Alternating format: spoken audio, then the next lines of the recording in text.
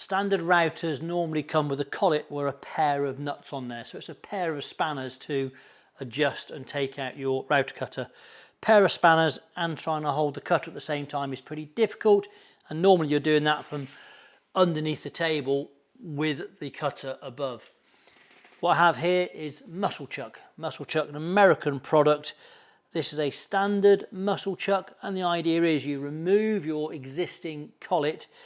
This screws on to the router assembly.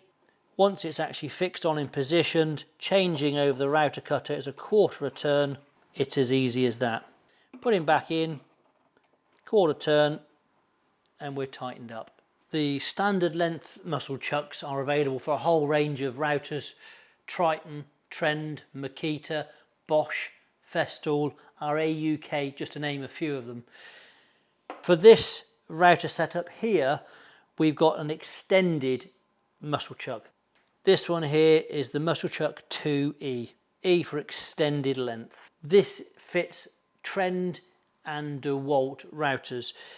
This setup here is actually in a prestige lift, which means it can have a plunge router on it. Whenever you have a plunge router set up at a router table, you're going to get a certain amount of cutter loss because you've got a plate here and a plate which is fixing the router on. The prestige JessEm is the minimal amount of loss out of any router, but what we have got in here is a slightly taller Musclechuck, just so it comes up above the bench, and again we can have that easy changeover from cutter above the bench in a very quick and easy movement. So a whole range of Musclechucks are available from us at Woodworkers Workshop to suit a wide variety of routers. Check the compatibility chart on the website, or give us a call to help us advise you which one's the best one to suit your router and your particular setup.